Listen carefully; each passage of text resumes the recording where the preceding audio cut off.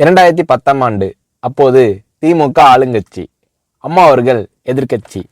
ஒரு பெரிய மிரட்டல் விடுத்து அம்மா அவர்களுக்கு எதிராக மதுரை மாவட்டத்தில் பல இடங்களில் போஸ்டர் ஒட்டியிருந்தார்கள்.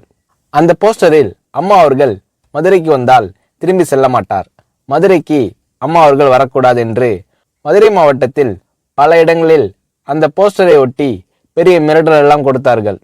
அதேபோல் ஜெயா டிவிக்கும் மிரட்டல் தொலைபேசிகள், மிரட்டல் கடிதங்கள் வந்து கொண்டிருந்தது. ஜெயா டிவியின் செய்தி பிரிவினர் இந்த மிரட்டல்களை பற்றியெல்லாம் தியாகத்தலைவி சின்னம்மா அவர்களிடம் சொல்லி அம்மா அவர்களின் கவனத்திற்கு கொண்டு சென்றார்கள். அம்மா அவர்கள் துணிச்சல், வீரம், கம்பீரம் இவற்றின் ஒட்டுமொத்த உருவம். அதனால் புரட்சி தலைவி அம்மா அவர்கள், நான் மதுரைக்கு போய் தீருவேன், பொதுக்கூட்டத்தில் பேசியே தீருவேன், எது நடந்தாலும் எதிர்கொள்கிறேன் என்று சொல்கிறார்கள்.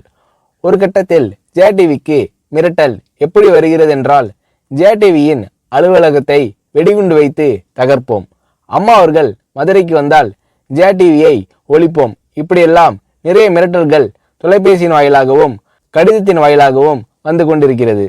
இந்த மிரட்டல்களை எல்லாம் கடந்து அம்மா அவர்கள் மதுரைக்கு சென்று பிரம்மாண்டமான பொதுக்கூட்டத்தில் லட்சக்கணக்கான மக்கள் மத்தியில் எழுச்சி உரையாற்றும் போது, ஒரு எதிர்க்கட்சியின் தலைவி என்ற முறையில் என்னை நீங்கள் மிரட்டுங்கள், ஒரு எதிர்க்கட்சியினை நான் நடத்துகிறேன் என்பதற்காக கழகத்தை மிரட்டுங்கள், ஜெயா டிவியை எதற்காக மிரட்டுகிறீர்கள், ஜெயா டிவியின் அலுவலகத்தை நீங்கள் தகர்ப்பீர்களா, ஜெயா டிவியை நீங்கள் ஒழித்து கட்டிவிடுவீர்களா, பார்க்கலாமா, ஜெயா டிவியை ஒழித்து கட்டிவிட்டால் என்னுடைய அரசியல் குரலை ஒழித்து விடலாம் என்று கனவு காணுகிறீர்களா?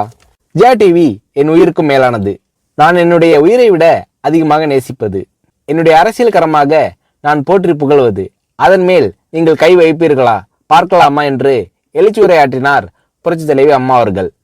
இப்படியெல்லாம் அம்மா அவர்களின் அன்புக்கும் மரியாதைக்கும் பாத்திரமாக ஜெயா டிவி இருந்தது.